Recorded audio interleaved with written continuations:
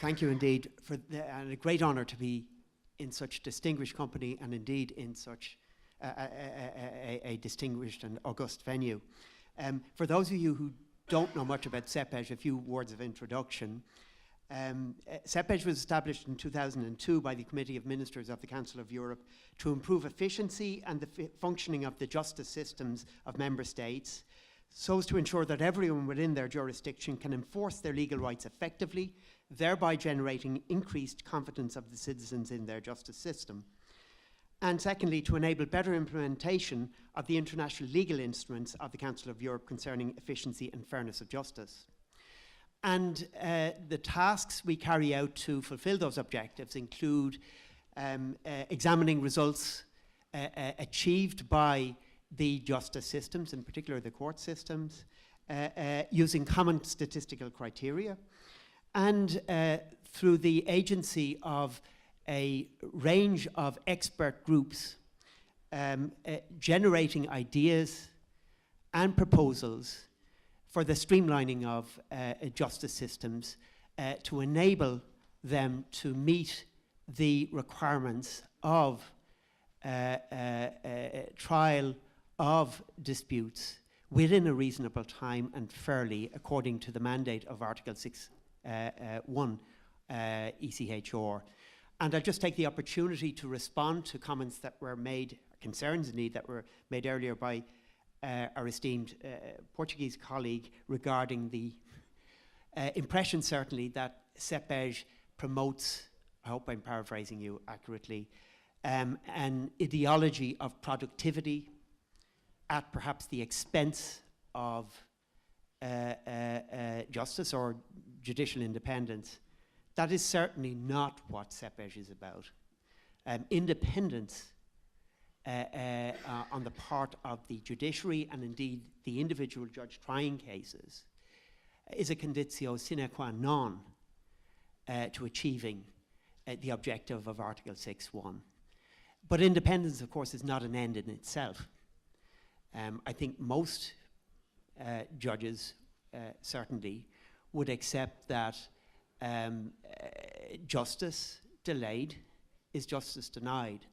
And while independence is a prerequisite to the fair and proper disposal of a dispute before the courts, there are other considerations, not least the expedition, the reasonable expedition within which a dispute may be resolved.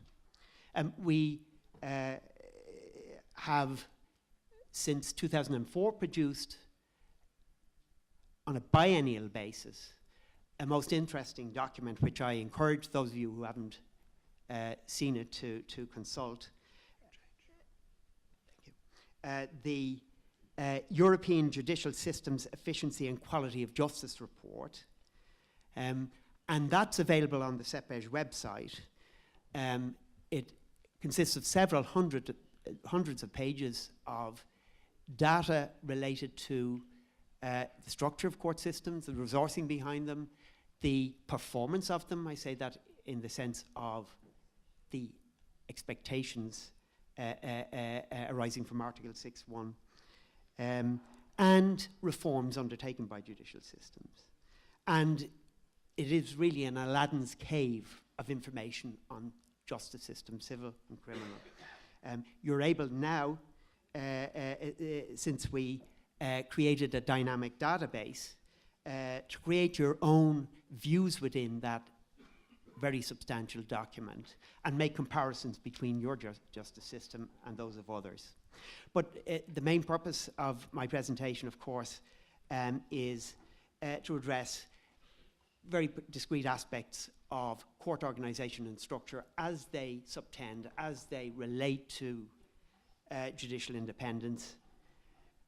And I propose to do that with the aid of Council of Europe recommendations and opinions, CEPEJ guidelines, ECHR and international jurisprudence, and the data collected by CEPEJ I've mentioned earlier, with a view to examining the roles which resourcing of the judiciary and the courts and discrete aspects of court organisation and management structures play in underpinning judicial independence.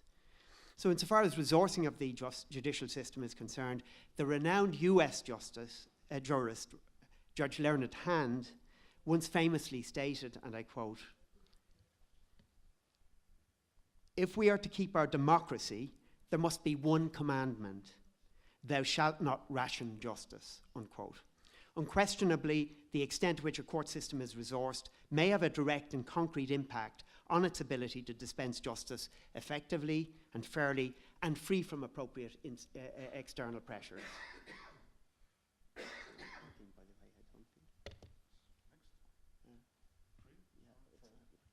It's 3. You still have the same page. Yes, it's 3.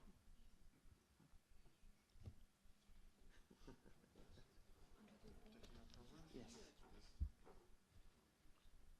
Yeah, okay, yeah. I'll call it out. I'm sorry.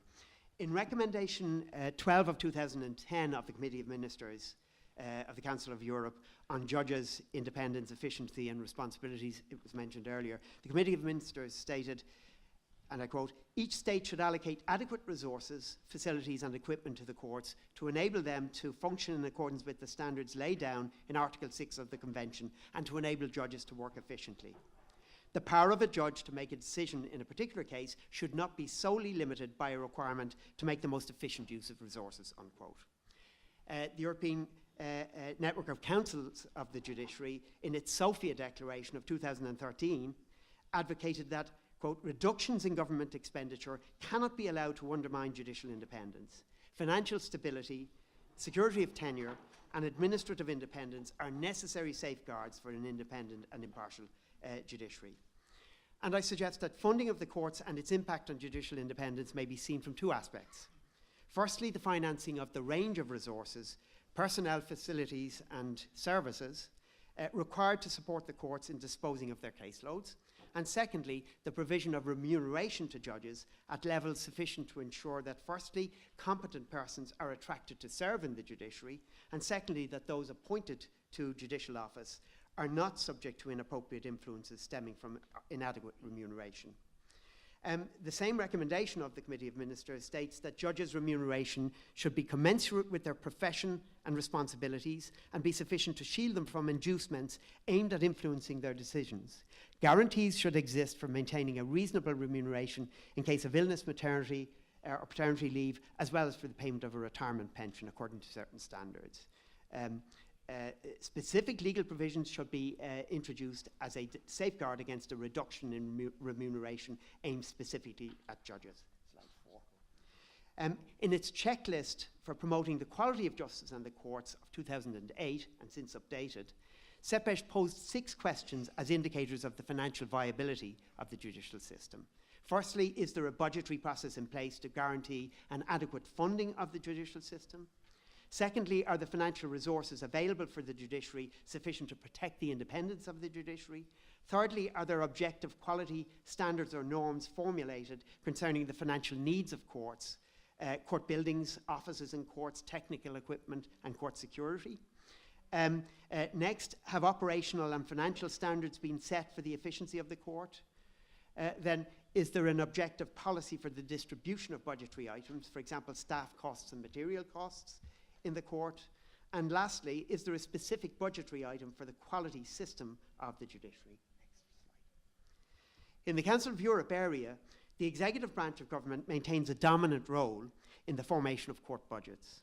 According to our 2016 evaluation, the most recent of that biennial series I mentioned earlier, the Ministry of Justice plays a role in the preparation of the budget for the courts in the majority of Council of Europe states, 29. The Ministry of Finance, or another ministry, is involved in those functions in 26 states. However, less frequently, the judicial system has an involvement. The courts themselves directly in 19 states, the Council for the Judiciary in 16 states, and the Supreme Court in 12 states. Indeed, the preparation and allocation of the budget may be a process in which bodies from the executive and the judicial system may participate in conjunction with each other. The Consultative Council of European Judges, represented here, as with the ENCJ, the Consultative Council of European Judges, in its opinion, number 10 of 2007, maintained that, quote, the courts can only be properly independent if they're provided with a separate budget and administered by a body independent of the executive and legislature, whether it's a council for the judiciary or an independent agency, unquote. It advocated for a system in which a judicial council was given extended financial competences, but emphasised that the granting of greater budgetary authority to a judicial council should be accompanied by accountability, not only vis-à-vis the executive and the legislature, but also vis-à-vis the courts themselves and the public. As one would expect, having regard to the need for democratic accountability for spending of public monies, Parliament is responsible for adopting the overall budget of the courts in the vast majority of states within the European space. The CCJE, in its opinion that I've mentioned, asserted that funding of the courts, quote, should not be subject to political fluctuations. Decisions on the allocation of funds to the courts must be taken with the strictest respect for judicial independence. The arrangements for parliamentary adoption of the judicial budget should include a procedure that takes into account the opinions of the judiciary. If the Council of the Judiciary does not have a role of administration and management in the courts, it should at least be in a position to issue opinions regarding the allocation of the minimal budget, which is necessary for the operation of justice, and to clarify its needs in order to justify its amount, unquote. Insofar as funding of the justice system is concerned, CEPEJ collects a range of data identifying spending by member states on the justice system, broken down into the budget for the courts themselves, the budget for the prosecution services, and that for legal aid, and identifying sources of funding, be it public monies or indeed income from court fees. The budget specifically allocated to the courts is further broken down into expenditure on salaries, ICT, expenses, existing court buildings, new court buildings, training and education. Our 2016 evaluation, based on 2014 data, reported a positive trend, that is to say an average increase of the budget in the justice systems of the Council of Member States of 8.5% in the period 2012 to 2014, and that built on an increase in the previous 2 years period of 7.1%.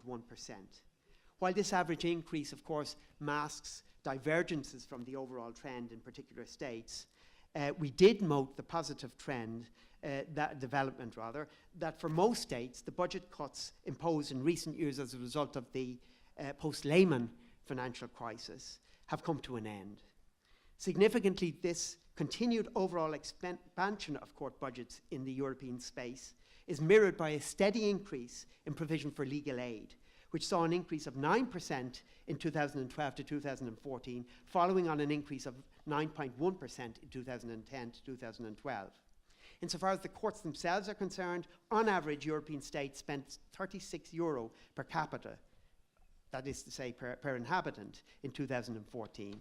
As might be expected, the wealthier states in Northern and Western Europe, as well as Slovenia, by the way, allocate the largest budgets to the courts.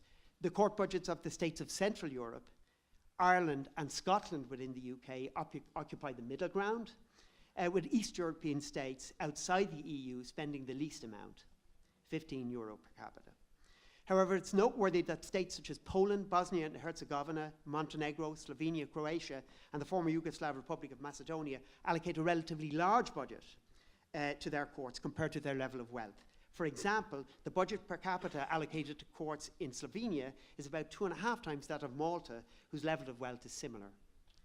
In general, we detected a trend of recovery of the spending in favour of the courts in the last biennial period reported, after a period of severe budgetary restrictions.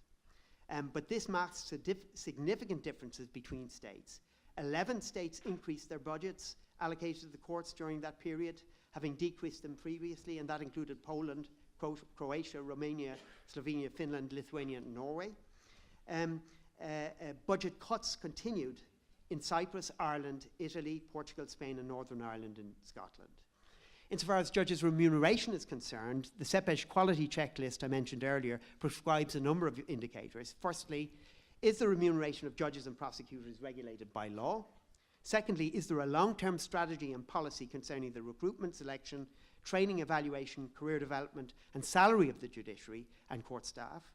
And thirdly, is there a short-term policy concerning recruitment, selection, training, evaluation, career development, and salary mobility of the judiciary and court staff? And our 2016 evaluation indicated that the evolution of judges' salaries during their career has remained substantially unchanged since 2010. Making a comparison between the average salary level in a member state as an indicator, the level of judges' remuneration at the beginning of their career compared to the average salary in the state increased slightly between 2010 and 2014 from a ratio of 2.2 to 1 to a ratio of 2.5 to 1. As far as the Supreme Court judiciary are concerned, the salary level with regard to judges of the Supreme Court increased marginally from 4.2 of the average salary to 4.5. The second part of my the second part of my presentation addresses specific aspects of management and organisation of the courts in the context of judicial independence. And insofar as court management models are concerned, Europe is home to a variety of such models. The particular management model, to a degree, derives from historical, political, social, economic factors. Berthier and Polya, in their paper on, quote, administration and management of judicial systems in Europe of 2008, identified three broad categories of courts management model in the European space. Firstly, the unitary model, in which the management and administration of the judicial system, including budget allocation, rests with the executive, generally with the Ministry of Justice. Secondly, a decentralised model, in which those functions are shared between the Ministry of Justice and a council or other body from within the judicial system, this being the arrangement in the majority of European states. And finally, since the end of the last century and during the first decade or so of the present century, examples of a third autonomy-oriented model have come into being, that involving a body within or closely associated with the judicial system having management powers in respect of the courts and or the judiciary, as is the case in Denmark, Hungary, Ireland and the Netherlands. Berthier and Polya, in their examination of the various court management models, were not aiming at identifying which model might be more, and indeed which model might be less supportive of judicial independence. However, they did conclude from their research that the granting of decentralisation or a degree of autonomy to the judicial system tended to enhance its efficiency where coupled with accountability mechanisms such as a requirement for a court plan or for a contract in that loose sense between the executive and the court management entity for the achievement of objectives in relation to the resources made available to the courts. In that way, the authors contended, the courts become, quote, responsible for their choices and results, unquote. However, it should be appreciated that a lesser degree of institutional autonomy in the management of the courts isn't necessarily incompatible with arrangements strengthening judicial independence. Of the 10 countries ranked highest for judicial independence by the World Economic Forum's survey in its Global Competitiveness Report 2017 to 2018, 6 do not have an independent judicial council or court administration agency managing the courts. They're mostly, if not all, Ministry of Justice oriented management models. The other 4 have either a judicial council or a court administration agency. Indeed, there is a divergence of authoritative opinion in Europe on the issue of whether responsibility for general management of the courts should best be located within an autonomy-oriented model or not. Unsurprisingly, authoritative opinion within the judiciary in Europe favours the latter model.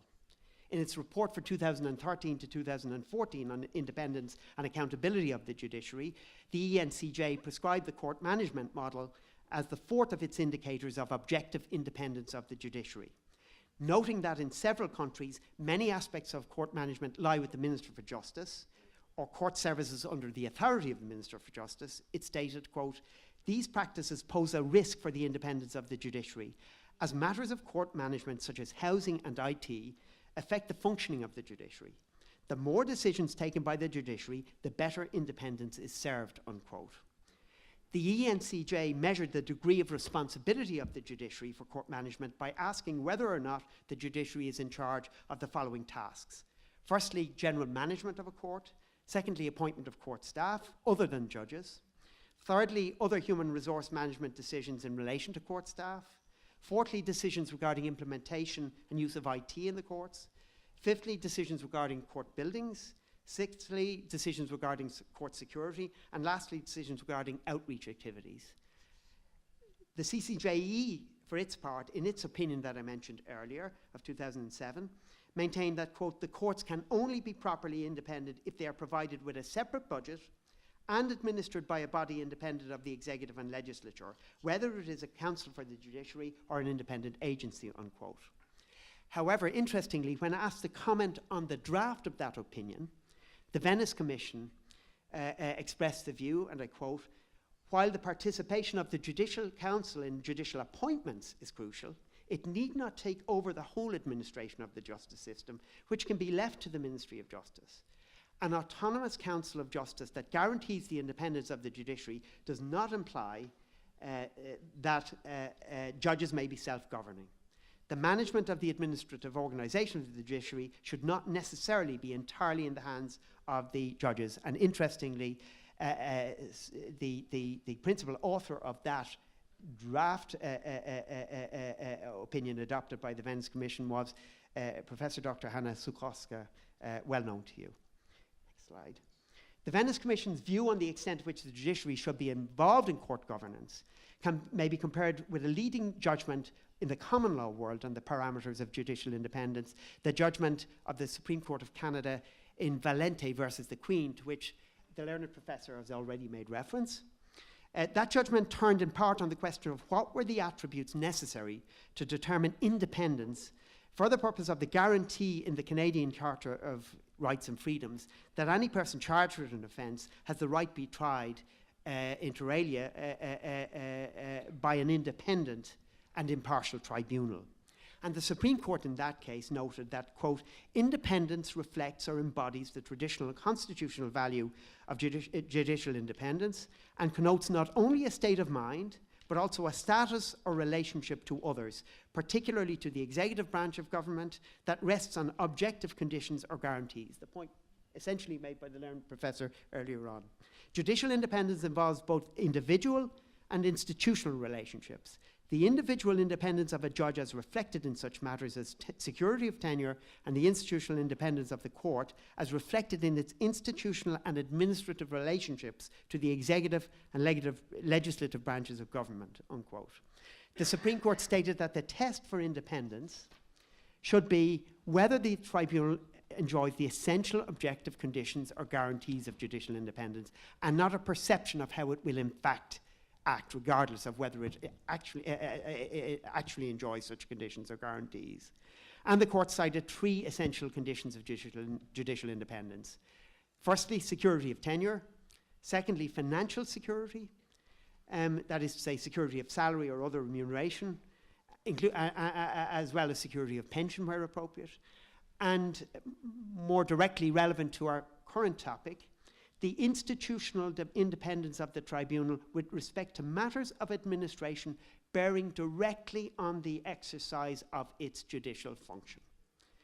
On this third condition, the court stated that, quote, judicial control over such matters as assignment of judges, sittings of the court, and court lists has been considered the essential or minimum requirement for institutional independence, but added that, quote, although an increased measure of administrative autonomy or independence for the courts may be desirable, it can't be regarded as essential for the purposes of the Canadian Charter. Where management of judges in specific areas vests in the judiciary, risks to independence of the judiciary may also arise. The European Court of Human Rights in its jurisprudence, and I'm speaking of the Parlov Chalcic versus Croatia decision, has stated that, quote, judicial independence demands that individual judges be free not only from undue influences outside the judiciary, but also from within. This internal judicial independence requires that they be free from directives or pressures from the fellow judges or those who have administrative responsibilities in the court, such as the president of the court or the president of a division.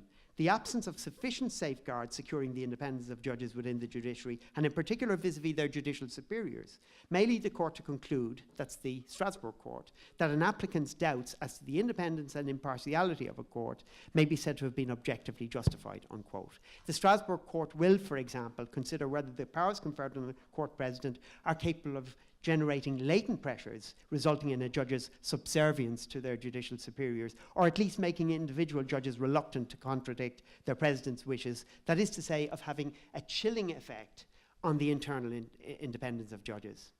In answering that question, the court said it has to be borne in mind that any supervision of the work of judges involves a certain risk to their internal independence, and that it is impossible to devise a system that would completely eliminate that risk. Now, I've mentioned that jurisprudence which cites the role of the court president. For the sake of completeness, I want to make it very clear, perhaps not least in view of comments made earlier today, which are certainly, I say this as a personal opinion, a matter of real concern. There's nothing intrinsic in the role of a court president which would present a threat to the judges within that president's management oversight, if the president is carrying out his or her functions appropriately.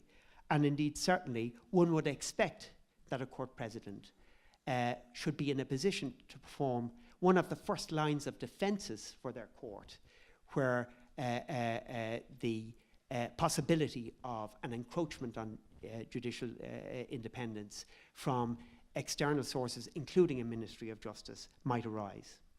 One can, I suggest, conclude from the foregoing that while direct involvement by the judiciary in the general management of the court is not a prerequisite for judicial independence, the court management model, be it a Ministry of Justice-oriented or a more autonomous structure, should incorporate or be underpinned by specific legal guarantees. Firstly, preserving to the judiciary control over the conduct of proceedings in all their aspects before the court. Secondly, excluding any role for the executive in matters such as assignment of judges and allocation of cases to judges. And thirdly, protecting individual judges from any inappropriate pressures, internal or external to their court, which might influence their conduct of a case before them. And that's no academic point. The Survey of Independence, Accountability and Quality of the Judiciary, carried out by the ENCJ at the end of 2016, found that judges experiencing inappropriate pressure in exercising their functions as judges attributed the most common sources of pressure to court management, first of all, 25%, the parties and their lawyers in proceedings before the judge in 24% of instances, and thirdly, the media, 16% of instances. On the other hand, judicial independence should not be seen as excluding openness to meeting appropriate performance standards to comply with Article 6.1. In its report based on the survey I've mentioned, the ENCJ noted that whilst the influence of management and colleagues is bad from the perspective of independence, it may be good from other perspectives, such as timeliness and the uniform application of the law. In many judiciaries, judges experience pressure from management to handle cases expeditiously. Interestingly, the ENCJ noted from the survey that apparently pressure to decide cases within a particular time is not seen as inappropriate by many judges. I propose to end by simply mentioning some aspects relating to transferability of judges within the court organisational framework. CEPEJ in its 2016 evaluation report noted that the principle that a judge should not be transferred to another court without his or her consent follows from the fundamental principle of irremovability from office. However, in certain circumstances and provided certain legal guarantees are in place, a very important conditionality, this principle must be reconciled with the need for an effective and efficient system of justice and with modern management practices designed to meet this need, e.g. mobility policies. And the EU Justice Scoreboard for 2017 notes that in nearly all member states, judges transferred or dismissed can appeal or request a judicial review of the decision, and that in nearly all member states in 2016, a low number of judges were dismissed or transferred without their consent, most transfers being for organisational reasons. And the Committee of Ministers recommendation number 12, 2010 already mentioned states that decisions concerning the selection and the career of judges should be based on objective criteria pre-established by law or by the competent authorities. Such decisions should be based on merit having regard to the qualifications, skills and capacity required to adjudicate cases by applying the law while respecting human dignity. The European Judges Statute makes clear that a judge holding office at a court may not in principle be appointed to another judicial office or assigned elsewhere, even by way of promotion, without having freely consented thereto. An exception to this principle is permitted only in the case where transfer is provided for and has been pronounced by way of a disciplinary sanction, in the case of a lawful alteration of the court system, which speaks to that discussion we had earlier, and thirdly, in the case of a temporary assignment to reinforce a neighbouring court, the maximum duration of such assignment, however, being strictly limited by the statute, and without prejudice to the requirement that a judge should have a remedy before an independent authority if they wish to challenge any transfer arrangement. So finally, I think it'll be apparent that a significant body of authoritative opinion and recommendations within the Council of Europe advocates that transferability of judges should, where permissible, only be effected on a basis of objective, reasoned and preordained criteria. Thank you so much.